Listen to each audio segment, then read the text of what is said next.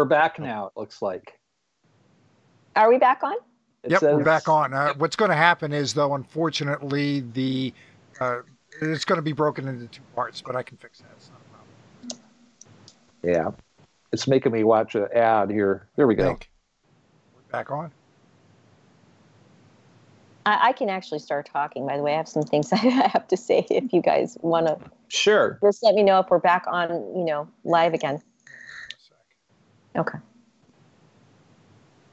Yeah, Sunday seems to be a bad day, which is another reason maybe we should try to avoid Sundays. Well, Frank, just so you know, apparently we're on live now because somebody just told me we are. Okay, then we're back. Good. Okay, wanted to actually continue on with the whistleblower topic. Dr. Scott, you had a fascinating story you want to tell us. Actually, if you don't mind, just going back over that again, because I had asked you a really important question. You had the opportunity to be on the board of directors with MUFON from 1990s, 2000s. I wanted to ask you if you had ever encountered a whistleblower in any capacity. Do you mind just retelling that a little bit? Again, thank you. I had a section in my book about a whistleblower. This was for a Battelle study, a Battelle Memorial Institute study that was done under Project Blue Book. And the study was classified in secret. It was a part of Project Blue Book that the other people in Project Blue Book didn't know anything about at the time. And it was a letter by Howard Cross and the President Battelle and other people that were to try to stop the Robertson panel because the data wasn't there. But the study was secret, and some whistleblower made the memo public. And there was some investigation over who the whistleblower was, but nobody ever did figure out. It was probably somebody that knew a lot about the what was classified at Battelle, though, and what was classified under Project Blue Book. Yeah, Dr. Scott, you want to tell the folks who Howard Cross is? He's a pretty interesting guy. He was he worked at Battelle. He was a metallurgist, and Battelle did a top secret study of the information that came from Project Blue Book. It was a statistical study of the information. They came out with results that were very, very highly, very, very high probability that UFOs are real from just doing statistics on what was pulled from about 13,000 reports from Project Blue Book. And at that time, that was classified, secret, top secret. And Howard Cross was one of the people that was the director of the study. There were several directors, and I'm not real sure who was on top of who. But he had signed the memo along with the top president of Battelle to stop, to try to, the Robertson panel was a panel that was kind of set up by the government to end Project Blue Book, or attempt to, and debunk it. And Battelle didn't have the data yet, and so they didn't want the Robertson panel to take place. And Howard Cross was one of the people that tried to get the Robertson panel stopped, but he didn't succeed because they set it up anyway, and it did debunk UFOs. That's fascinating. Traditionally, whistleblowers, I don't know of any other kind of definition. If anybody wants to add to it, just let us know.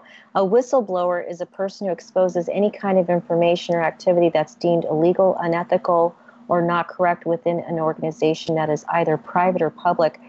Shane or Earl, I was going to ask you, have you ever come in contact with a whistleblower of any kind, either with or being involved in MUFON or not? Well, I did have a case early in my career of a gentleman who made a report to MUFON who, claimed that he was a worker at a certain area and made a report of some information. So I guess technically he'd have been a whistleblower, but he made sure to say that the information that he had or what he had seen was outside of the boundaries of his work. So, there you go. It was, you had to read between those lines a little. Yeah. Yeah. I mean, you always have to check. I'll always ask the person, I want to see their ID badge. Or their DD-214s or, those sorts of things. Because you can say whatever you want, but I've certainly had, especially last year, I had quite a few people that were working at Boeing and Lockheed and other, working on pretty important stuff that had reported UFOs. And they were wondering if I could tell them what they were seeing, though. But that they were figuring that it was probably one of our black projects. I mean, I had one gentleman who saw he's an aerospace worker, and yes, he was high up there working on our military Air Force secret projects over at Lockheed and such. But he said that he saw a black triangle, land on the property there, that it was accompanied by a Cessna, that it was about 3 a.m. when a lot of people see stuff out in the Palmdale, Lancaster area in that spot. But he actually claimed to see it land behind the wall. He wasn't sure if it was a Lockheed wall or the Boeing wall. It was Gate 5 area is where he was. He wound up following this thing, and but he couldn't tell which area it landed in. And this guy was who he was saying he was, and he got really cut. He got cold feet. I mean, he was going to give me another witness, and finally he said, I'm starting to feel afraid. And this is all I'm going to give you, and I'm not going to talk with you anymore about this. This is enough. I didn't actually get enough information from him to give him a full-on unknown classification on his case. I think I settled for insufficient data because there were just, if I had been able to get that other witness, it would have made it better. But, we had a couple of these guys, and they're technically whistleblowers. They've got security clearances of their own. And but, again, it wasn't like he was disseminating information that he had through his security clearance, right? This was something that he saw that he didn't understand. So I guess I don't know if that's a whistleblower or not technically. My mom was a whistleblower when she was talking to me about her work. With Hughes aircraft when I was a little kid. Of course, as I got older, she kind of zipped her lips and wouldn't talk so much about it and said, well, I thought that you'd forget what I told you because you were 4 or 5 years old. But, here we are, we're still talking about it. And, you should know that I could get into a lot of trouble. You're not supposed to go and talk about this sort of thing. So I guess that, yeah, my mom was a whistleblower, but it was to a little child, Right, yeah. But I was gonna, go ahead, Shane, please. I was just going to say, by its nature, a whistleblower, you have to handle that with extreme caution anyway, right? Because, the position that they're in, especially if they want to remain anonymous. And like Earl said, you have to do some kind of backdoor verification in a way that doesn't threaten them, but you can nail down some facts. So I mean, whistleblowers themselves it's tricky business, and you got to be really cautious with that, for you and for them. Yeah, you don't want to get anybody hurt or imprisoned. That's right. For sure. Right. Yeah. I wanted to touch on one other subject before wrapping up, and that is. Maybe we can all agree that there's certain aircrafts out there that look alien-like, so to speak, that people have wondered have been reverse engineered I'm sorry, were reverse engineered to be able to create that kind of craft, like the Blackbird or different kinds of crafts out there that are hypersonic, also unmanned hypersonic drone crafts that are out there. Does anyone believe that these kinds of crafts that we see today, occasionally in our skies or are reported on as being fact, could have been taken from reverse engineering extraterrestrial technology? Anyone want to chime in on that? Sure. I mean, I think so. They've been working on it long enough. They must have figured something out by now, right? Yeah. Yeah, I agree. And just think about it. The technology that we do see today is like 30 or 40 years old. Like, when the F-117A came out, oh my gosh, that thing looked as alien as you can get. But it was, basically on paper and started to be, developed in the 70s.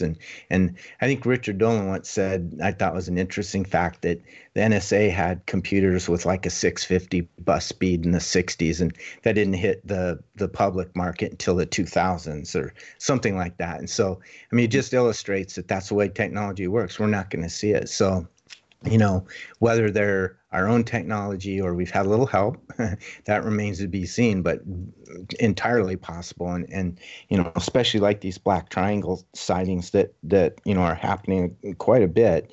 You got to think that might be our stuff. It's recurring, those sightings. I mean, they are always the same. They're described the same. There's certain things that people in their descriptions that aren't really well known out in the public that correlate these sightings, and they're a very real thing. And I personally think the black triangles, at least the ones that look kind of cookie cutter, that those are ours. That's just my opinion. Mm-hmm. Yeah, David Marler is the guy who's really on the triangles. He's dead. I understand. He doesn't think they're ours, though. I disagree with him on that. I think some of them are. Yeah. Well, I had the opportunity a few years ago when I was outside at night looking up at the sky to see a B-2 fly overhead. And what was weird about it, and this is something you don't really see in pictures of the B-2, is that it looked like it had these glowing solar panels underneath. It looked just like solar panels. After, doing a little bit of research, I eventually figured out that those are the afterburners. That's what it looks like at night when it's flying over. But I'm telling you, I could kind of make out the shape of the triangle, and it looked pretty much like a B-2. But what were those glowing solar panels? I couldn't figure it out for a while. It took a little bit of research, but I finally did figure it out. And I can see, I remember that particular sighting pretty well. I know that it was flying over towards the Air Force Base over in Jersey. And it was interesting. It stuck with me, even though, like I said, it was a B-2. I'm sure of that. Cool. Yeah. That's awesome. There was an entire Belgian UFO wave regarding black triangles. As everyone knows, the black triangle sightings are not just like a one-time thing. They've been observed through the 20th and 21st century. So a lot of these black triangle sightings come from all over the world and have been visible to radar. And like I said, as well as regarding the famous Belgian UFO wave cases, which I encourage anyone to look up. Also wanted to just mention one last thing regarding hypersonic craft.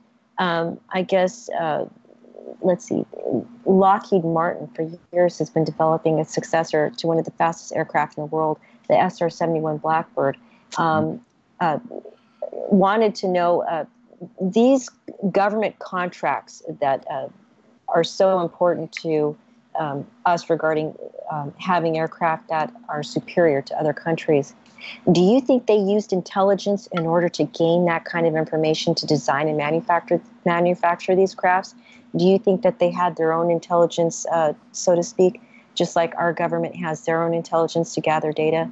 Do you think these government contractors have their own intelligence working for them? Anyone? I know for a fact they did, involving the stealth technology. They picked up a lot of the ideas from a Russian scientist as far as developing stealth goes. That's on the record. That's, Yeah, and then go ahead. I was just saying, industrial espionage is, a well-known fact, and we have to combat it here quite a bit. People trying to take our technology, and when you think about just the whole reverse engineering, methodology that started on terrestrial objects, right? In warfare and stuff. So I mean, it's really a pretty logical and understandable process. But yeah, whether we've had information from others or not, that remains to be seen. But entirely possible and reasonable. Well, Dr. Scott would know all about that. The Foreign Technology Division of the Air Force is at right, Pat.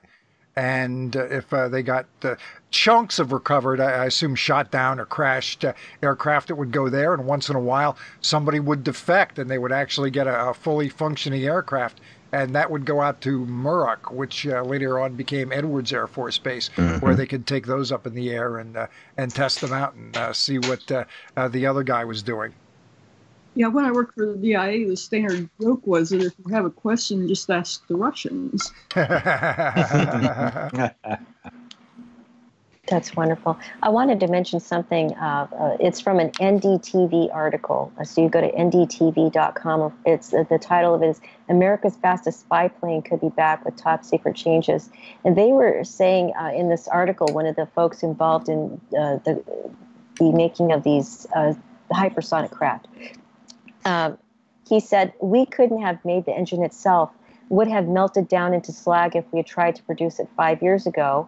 Now we can digitally print that engine, a spy plane, with an incredibly sophisticated cooling system integral into the material of the engine itself, and have that engine survive for multiple firings for routine operation." That is how far, that's the end of that quote, that's how far technology has gone in general, not just like with ordinary things, but like regarding hypersonic craft that go at speeds of Mach 5. They can actually print out parts of the craft. Probably talking about the Aurora project, right? I think they touch on that actually, but it's just mind-blowing how we can actually create these kind of this kind of technology by printing it out. I don't think we would have ever conceived of that, like 50 years ago. No. But I did have a question actually for our panel. It's just a different question, and just moving on to something completely different, if everybody's ready for it. I hope there's not going to be a collective groan when I mention this name. But Dr. Irena Scott wanted to ask you, how do you feel about Bob Lazar having worked at Area 51? He said that he actually would wait at EG&G for the bus to arrive, to then take him over to Area 51, to then check into work, to then work at what he said was called S4. Do you believe Bob's story? I believe that part because my husband worked for at Area 51, and he lived in Mercury, Nevada, and went by bus to Area 51. He told me that. And he also said that most of Area 51 was underground, and that things were developed there quite a bit ahead of where, years ahead of where people actually knew about them. But he didn't say anything about back engineering from UFOs. He did say that it was he had a good security clearance, but he said lots of times if you were in a room with something they were building, that you weren't allowed to look at it or anything. Yeah. And that's actually why I don't know if you recall early in the interview, I had asked you if you wanted to share any information about anybody close to you that had worked in kind of a classified position. It was your husband I had wanted you to bring up, but I didn't want to just ask you that directly on air without your permission. Was going to ask you, did your husband ever mention to you about the possibility of counterintelligence officers working at Area 51 to protect the base? No, I never asked him the question. Okay. I think it was mostly underground, so they obviously were thinking about that Russia's spying on them from above. But no, he never said anything about that. Okay, and then also wanted to ask Earl Grey a question. How do you feel about Bob Lazar's claims about having worked at Area 51, particularly S4? I have my own opinion about him. I think that it's questionable whether he is actually a PhD or a physicist, because he doesn't really speak like one, and it would be very easy for him to just take the test if he needed to prove that that's what he is. But I do know that, I don't know how many people know about my mom's background, but she was a headhunter for aerospace companies. And they would look for unschooled or sometimes kids that were ready to get out of high school or just got out of high school, who had natural talents and who thought differently and had a mathematical or scientific talent. And I think that he might have been somebody that they culled from that sort of a background. That would explain the discrepancies with his, like with the only university we've been able to find him attending was little Northridge, Cal Northridge out here, I think it was. And he didn't do all that well in his physics class either that he took. But I do know, like there's one gentleman that used to take him to MIT every day and pick him up. I do know the guy. I believe him. And my guess is that he was probably sitting in the class, that he wasn't enrolled, but he was just taking the class for his own personal edification. And I think maybe they thought he could see, something different in this technology that they didn't understand. And so they let him have a whack at it. That's my opinion on Lazar. I could be totally wrong, but Kathleen Marden said that Stanton Friedman said that the smartest person that he ever met that was working on nuclear rockets was a guy who is similar. He was just self-taught. So we do know aerospace companies do look for people like that, and that's what I think perhaps Bob Lazar was. Yeah, I wanted to thank a friend of mine, Rodrigo Vieira, for that question about Bob Lazar. I actually had wanted to ask it earlier on in the show, but it really didn't match kind of the topic we were talking about that well. But I think it's appropriate now, and that is, Shane, I wanted to ask you the same question. Well, that yeah, Rodrigo before you move on to the next topic there, I do want to discuss Lazar a little bit, because we went through this in great detail when we did a Bob Lazar roundtable late last year. You were involved with it, Chant. Yes. And one of the things that we talked about in some detail was not so much Corbell's movie, but Bob's own documentary that he produced himself in the early 90s. And during that, it was basically broken into two segments. The first segment, was the stuff he claims to have seen. And then the other segment was he went into some detail about a briefing that he received that he did not claim that he knew for a fact, but he claimed that this was the briefing. And I think that was, I think he's telling the truth about that part of it. And some of it went into some details about the ETs that the government knows that they're from Zeta Reticuli, which kind of is a reference back to the Betty and Barney Hill star map and that type of material there. And that sounds an awful lot to me like the kind of disinformation trick they often use, where they will tie bad information to information that we know happened here in the field and use that as a way of gaining credibility for the disinformation. So that part of his story, I absolutely believe that he was there and he did receive that briefing. I have a comment too. When I was working for the government, I used to go on a Department of Defense bus, and the buses, they would transport you around Washington, D.C. to the different departments. And it was a classified area, but you could hear an awful lot about things you weren't supposed to know about just by getting on a bus like that and listening to other people talk. So you could pick up things, in a way like that the government's doing, where you don't really have the right security clearance to know, but you find out anyway. And it's possible he was finding out things like that some way. I'm gonna thank you for that input, Dr. Scott. I'm gonna ask Shane Hurd a question, but I wanted to mention something. One of the benefits of my having been an administrator for about 20 different UFO groups on different social media platforms is you get to see comments by people from around the world about the topics you love to cover. One one conversation I saw, which was absolutely fascinating, I took screenshots of, and I plan on contacting this individual. He was, I believe, a hairdresser in Los Alamos. Actually, I think he worked in Espanola, which is just right outside of Los Alamos. And he said that few of the people that he spoke to about Bob Lazar, his own clients, one person said that he knew Bob Lazar worked for Area 51 and said that in a very authoritative manner, and became defensive when it was brought up that Bob Lazar may not have worked there, and that he felt he knew for a fact he did. And so it's interesting how, for 30 years, not very many people would jump forward for Bob on his part to say, oh, yeah, I remember you worked there.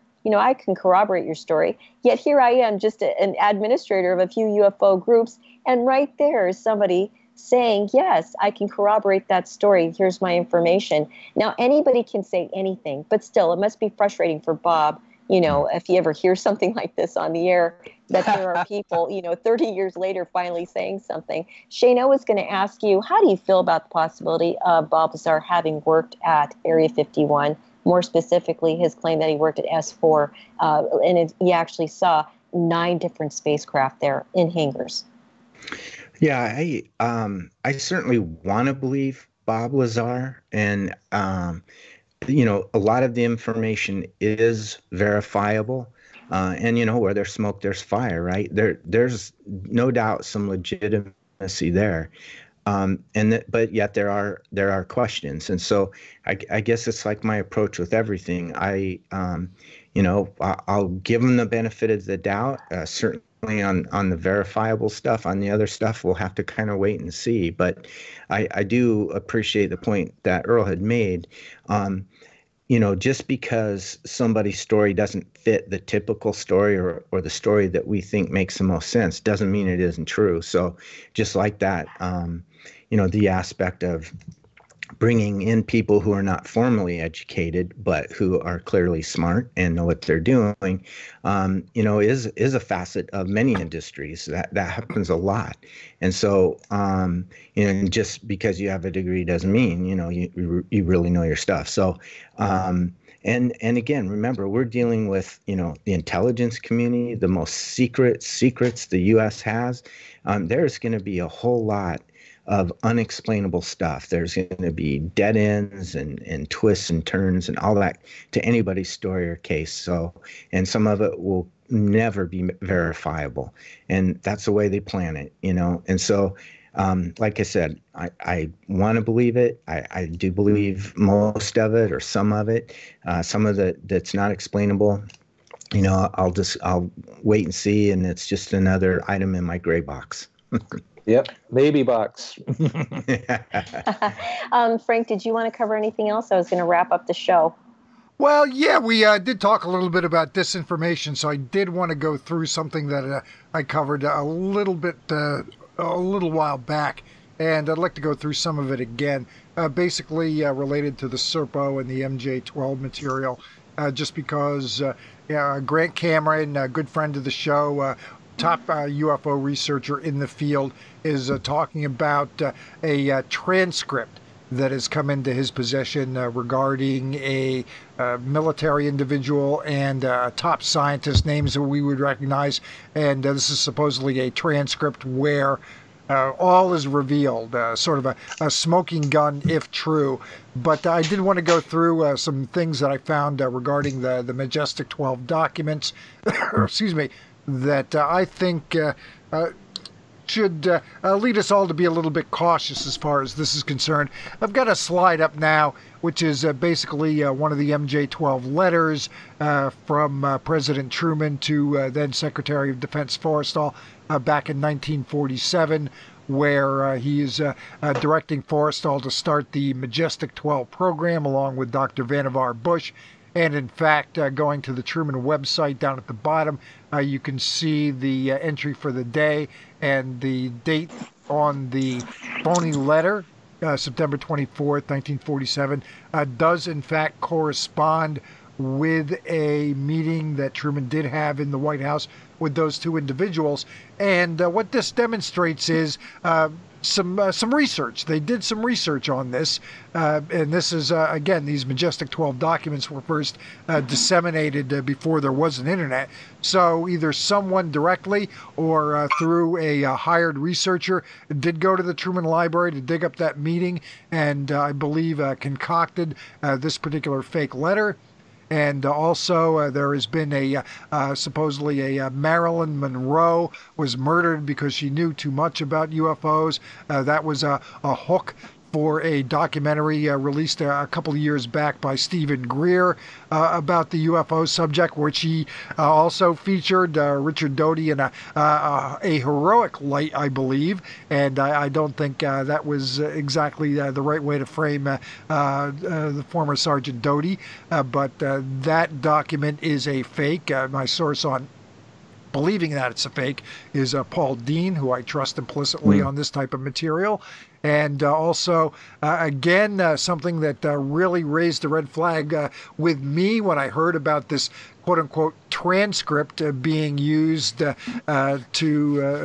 get the word out on the UFOs.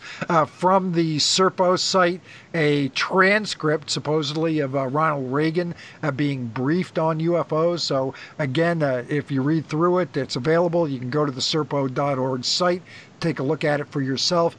And it is, I don't believe, at all legitimate. It certainly doesn't read like it is people having a conversation on this subject. So I'm highly skeptical of it. I will note, though, that on the date that this supposedly happened, the recording, according to Serpo.org, was recorded, made between March 6th and March 8th, 1981. And in fact, Reagan was at Camp David at that point. Again, this is before the advent of the internet, but at the same time, whoever puts together these fake documents does do their homework. So I don't think that's proof that this is at all a legitimate transcript of a conversation of then President Reagan being briefed about UFOs. And again, a little bit more. We talked earlier about the possible ET landing at Holloman Air Force Base, leading to a direct meeting between military personnel and extraterrestrials. This particular point, bottom paragraph here on this slide. The first Eben craft entered our atmosphere during the afternoon of April 24th, 1964. The Eben craft landed at the wrong location near Socorro, New Mexico. And again, another transparent attempt at trying to tie pure fiction with known established facts. Of course, there was a legitimate UFO case in Socorro, New Mexico on that particular date involving Lonnie Zamora. But there was not, there was no connection at all with any kind of summit meeting between extraterrestrials and American military. And then let's see, what was this one here? Oh, this is another Majestic 12 document. This here that I have up now is from September 1947, supposedly the Twining Hot memo approved by Harry Truman. And what was the problem with this one here? Oh, yes, okay. That the based on all available evidence collected from recovered exhibits currently under study by, lists off a number of organizations, including the RAND Corporation. You'll see that right next to bullet point number 1. And at that time frame in 1947, September of 1947, the RAND Corporation did not exist. So their homework failed in terms of that particular document. There's another one floating out there called the Eisenhower Briefing Document. Some researchers seem to think that that is a legitimate document that is, that was stuck in among the fake documents. And that one is legit. But that particular document does refer back to the September 24th, 1947 meeting between Truman and Forrestal and Vannevar Bush that did happen. But again, I don't believe that the purpose of that meeting was to start the Majestic 12 organization. I have no doubt that there's something that exists, a really high-end group that has access to the very best UFO information, but I don't believe anything like that when it was initiated or whether it was followed up on or even any kind of final reports was ever put into writing. So that's why I'm always skeptical when these kind of documents come out. So there's my little rant. There's Frank's rant for today. Yes, So. that was a rant. And I have two comments. One is to just say one thing first, and that is, according to one of our listeners, Rodrigo Vera, he was saying that Dr. Hal Puthoff, and he did indeed do this, by the way, I just checked, Dr. Hal Puthoff has said there's a document out there about a UFO crash, which is real, according to what he said, but he can't understand why it's out there, and he didn't elaborate very much either. I believe it was on a C2C show with George Knapp and, again, Dr. Hal Puthoff.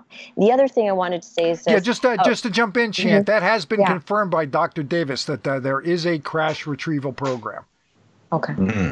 And I don't doubt that. But can you tell us what you're talking about when you say that, so that Earl, Shane, and Dr. Scott know what you're referring to, the context of it? Well, he said it and I didn't. We'd need to get him on the show for the details. But anytime anything comes down, I mean, that's how the Foreign Technology Division gets their material. Anytime anything comes down that might be a foreign threat, they're going to send out a team and they're going to pick it up. Now, I don't necessarily think it's ET.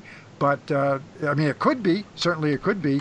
But, there's no doubt in my mind that there is such a thing as a crash retrieval program. Well, at Wright-Patterson, they even have that type of thing for experimental crafts of their own, too. I mean, if our experimental crafts crash, well, they have a retrieval. Sure, absolutely. Yeah, because they don't want that falling into the hands of a potential adversary and them reverse engineering us.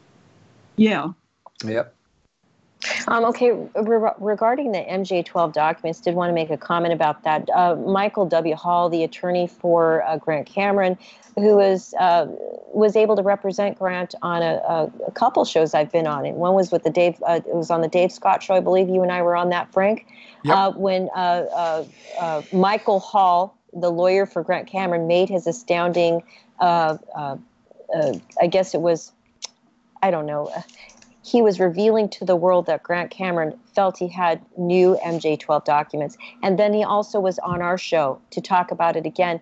I basically said this, and that is, I was hoping that Grant Cameron's discovery of these new documents, which were given to him by somebody, he can't say who, regarding the verification of it, I don't know if you all remember this, but Jaime Maussan, I'll be honest with you, I don't even like saying his name, okay? This is just, all right, but I'll just say it. I followed him, when he first started. You guys probably know where I'm going with this. He's a Mexican journalist, a television personality and ufologist. Back in the day, years ago, when he would cover the topic of ufology, and I absolutely love being able to listen to his reports. But when he covered the topic, when he said that there was a real alien, and he led an event called Be a Witness. I'm sure you all remember that, and I think it was in Mexico. People from all over the world went to that event, and they felt like they had egg on their faces when they left. They realized that the alien, which was unveiled as authentic, was actually not. It was that of a mummified body, purportedly that of a child. I hope that what Grant Cameron has supposedly discovered regarding these MJ-12 documents that are supposed to be so astounding and mind-blowing are not going to end up in that kind of category. What I was going to ask... Yeah, I just want to jump in and say I'd like to see him right away. I do tend to think if I had to bet $1 one way or the other, I would bet that it's disinfo, or if not governmental disinfo, then somebody who sort of looked at the material that they put out over the years, the FOSI type material from people like Rick Doty, take a close look at it and figured out some of the tricks they use and essentially do the same kind of thing. I think at this point it's something I could do if I wanted to do it. I think we probably will know enough about what's in that material, and we're skeptical enough. But those tricks are not that difficult to copy. So there could be some copycats out there. It could be currently active FOSI disinformation. We don't know that Rick Doty wasn't the person who gave this material to Grant. So, again, I'm highly skeptical. But I'd like to see him right away for the simple reason being that FOSI disinformation, it gets out there and it informs some people. Some people believe it regardless of what's in it. And it's something that we need to know about. If they're still actively doing this type of thing, or it's some kind of a private sector opportunist, we should know that. It's just like if somebody goes through your neighborhood running the home improvement scam, you want to let your neighbors know about that. You know what I mean? Sure. So Yes. that's kind of the same kind of attitude I take with it. I'm itching to see the material, whatever it is. And hey, I can't say with 100% certainty it's not going to be legitimate. But I would like to know. I would like to see it ASAP. Well, I think we need to be fair to our panel and let them go. Thank you very much for having come on today. I wanted to be able to just mention Dr. Scott's book also before I close the show. And one comment, I have to interject myself here and let everybody know that one of our loyal listeners, again, Rodrigo, there's actually been others too, but I can't keep up with all of them because I have to go in between different applications, and sometimes things get lost in the process regarding people's comments. Sorry about that. But a comment he wanted to make was Clifford Stone, who claimed to have been a part of the UFO crash retrieval program. He wanted to mention that. I don't know if anybody knows anything about that. Does anyone know about that? I spent a lot of time talking to him when I was last year in Roswell, but I didn't ask him about those questions. He has a huge room full of just loads of information. Mm-hmm. But again, I didn't ask him about that. Well, I'm glad you mentioned that, Dr. Scott. I was going to ask you, since you're talking about him, who is he? And can you tell us a little bit about why you actually covered him, I guess, in one of your books or an article, or why did you interview him? I was giving a talk at Roswell, and he was the other speaker. And so, anyway, people said, that I met him and that I could interview him, and they knew him. So we went out to his house, and I talked to him for a long time. And he just loaded with all kinds of information, all kinds of government documents and everything. And I asked him a lot of things, but I didn't ask him about certain things such as whether he saw aliens and that sort of thing, which I should have asked him. Thank you very much for having said that, by the way, Dr. Scott. I just have to tell everybody this. I know when we get off the show, I'm going to feel really bad for not having asked this question, so I'm just going to do it. I wanted to ask everybody on the panel, and anybody can, jump in here and talk whenever they want. Does anybody believe MJ-12 documents exist or not? I do not. I don't think they put that sort of thing in writing. Yet Stanton Friedman seems to think that a few of them might be authentic. Not all, but just I a understand. few. I understand. We'll have to agree to disagree on that. I don't think they put that sort of thing in writing. I'm just making that comment. Yeah. I understand. Yeah. Well, I went into detail about MJ-12 in my last book and tried to dissect them a bit. And, they're actual documents, but that doesn't mean they're real and accurate or anything like that. They're probably, I went into the history of them, and I think for the most part they're made up. But somebody went to a lot of trouble to do it, and they spent... Yes, they did. They did. I think that's important. Yeah, that's an important thing. They had resources, whoever put them together, and I think it was a FOSI. And two, if Bill Moore. If they're not legit, at least the concept, conceptually, I mean, is there a group within the government that is charged with, controlling this? I mean, that whether they're legit or not, the principle applies, I think. Yeah, so, I agree with that. Yeah, absolutely. Yeah.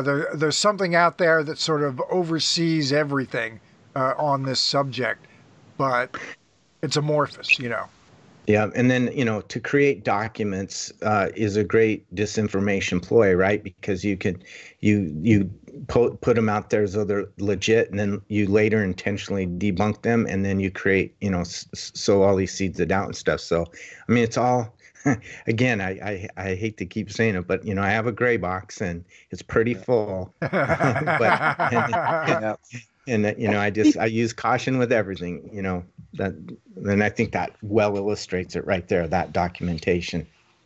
Yeah, a whole lot of time has been wasted on that could have been used for actual. Exactly. Yeah. Yep. Yeah. I don't think you could have said it any better. Anyone could have said that better. That really sums it up so well, Doctor. Earl, how do you feel about the MJ-12 documents, about the veracity of them? Do you think they're authentic? Oh, it's maybe box as well. It's gray box. You can name your box after me. The Earl Grey. We'll put it in the Earl Grey box. But I have a Frank box. I have a gray box. It goes into my gray box. I think that perhaps, it's Stanton Friedman. I had him sign my MJ-12 book, by the way. I have a first edition, and he was he was interested to see it. He said, "Oh, this is, there's still some of these around, huh? It's first edition of the thing." But I think that it was probably a hoax that he might have gotten railroaded in on. But I don't know.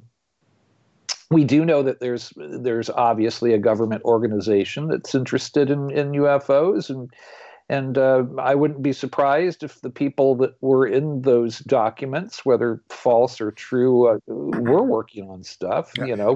I'm going to tell you, Earl. I'll jump in and tell everybody here. When I first got into this, I'm a skeptic, and I still am in about a lot of things, but I didn't. Well, let me put it this way: when I see something that seems too good to be true, yeah, So I did take a look at the MJ-12 documents, and I've got to tell you, it was a pretty. As somebody not being expert, somebody who was interested but not being expert on the subject, it was a really helpful research tool to me because it was all kind of together. Key players were identified, and it was very helpful to me. It really was. However, I still think they're fiction. Yeah, it was helpful fiction to me. Probably. Yeah, we'll see. We will see. Yeah. We will see. Yeah, I agree. Yeah. Okay, so I wanted to mention a few things, and that is, I agree with Frank. And by the way, I don't agree with everything Frank says at all. We argue all the time. We rarely agree. So this is actually a first. I should ring a bell or something. But I actually agree with Frank on MJ-12. But I do have to bow down to Stan Friedman because, as we all know, when Stan Friedman feels something could be authentic, that's something to consider. Sure, absolutely. Like Jacques absolutely. Because he thinks that a few of those documents might be authentic, okay, I'll consider it. But in general, no, I don't think they're authentic. I'm sorry, Grant Cameron. I appreciate you very much. But no, I am not going to believe that your documents are authentic until I have some kind of something to go by in order to have a check and balance to check them myself. Wanted to mention everybody about the MJ-12 documents. You can go to stantonfriedman.com and look up the MJ-12 four-part series he did on this topic, and it's almost like a scientific audit of everything regarding MJ-12. Also want to let everybody know about Dr. Irena Scott's having been interested in MJ-12 and her investigation on it. Dr. Scott, which book did you cover the MJ-12 topic in? I went in the most detail about it in Sacred Corridors. Okay, yes, and I do want to cover that book. I have it right up and right in front of me. So I want to thank our panel today, and I'm going to also mention that book. Thank you, Dr. Irena Scott, for having been on our show today on such short notice. Everyone for having been on such short notice. Absolutely. Yep. Yeah, we put this together pretty quick, actually. Yeah, actually about 10 minutes. Dr. Scott worked on her wonderful book for a very long time, and it's a book I recommend everybody buy for good reason. And by the way, nobody's getting rich in the field of ufology through books. Okay, no. I know Dr. Irena Scott she doesn't have money to buy an island because of her books or something. But yeah, she's done decades of research, and would love to share this wonderful book. It's called Sacred Corridor: Secrets Behind the Real Project Blue Book. Wright-Patterson Air Force Base, Roswell Patel Memory Medal, Dr. J. Allen Hynek and UFO Cover-Ups. Please go to Amazon and check out that book. And then also want to thank Shane Hurd, field investigator for Phoenix MUFON, for having come on the show today on such short notice. And Earl Gray, also Southern California, he's the chief investigator for Southern California's chapter. And Shane and Earl, one of your books coming out. In a month or so, I hope. Good, yeah, good. Can't wait. Shane's coming up. Me, I just have to find time to actually do it. I'm too busy. I mean, I literally, I'm going to leave you guys, and in about an hour and a half, I've got a experiencer research team meeting with Kathleen Martin and all those guys. And it's time for, I've been doing all these ERT cases for the, experiencer research team through MUFON the last 7 months, and it's the week that I'm supposed to actually bundle them all together and physically send those out to Kathleen Martin. So I've been very, very busy. I've tried to figure out when to write a book. I mean, I've got like 10 in me at least. Well, I'd read it. We also, by the way, forgot to mention somebody that's really important, and that is I know Dr. Scott and Earl Gray and Shane Hurd and Frank will agree with me on this, that Leonard H. Stringfield, another classic ufologist, when I interviewed Earl Gray, he went into detail about him, how much he admires him, having specialized in UFO crash retrievals. And his status reports are also amazing to read. So I just want to mention that name too, that iconic person. Yes, you can find them on Amazon. You can download them on your Kindle. Stringfield status reports. Wonderful reading and just really amazing. And wow, some of my favorite material. You were mentioning his book, Situation Red, also when I interviewed you. Yes. But thank you so much, everybody, for having come on the show on such extremely short notice today. We covered a lot of really mind-blowing stuff. I think this is going to be one of our best shows of the year, so thank you. Absolutely. Thanks a lot, everybody. Appreciate it. Thank you, Chant. Thank you, Frank. Right. So, yep. And let's wrap this up here. We're going to be back Tuesday, Thursday, and then the following Monday. I believe it's Tom Reed Tuesday, Thursday, Bruce Cornett, and then a week from tomorrow, next Monday, not this coming Monday, the following Monday, Keith Basterfield's going to be on from all the way in Australia. So tune in, and I think we're probably going to try to avoid Sundays because that's when we seem to have our technical glitches. So going forward, UFO News Network Sunday might not be on quite as many Sundays. Not that we've been doing a lot of that lately. But good night, everybody. Enjoy what's left of your weekend. Thanks a lot. Bye-bye. Thank you.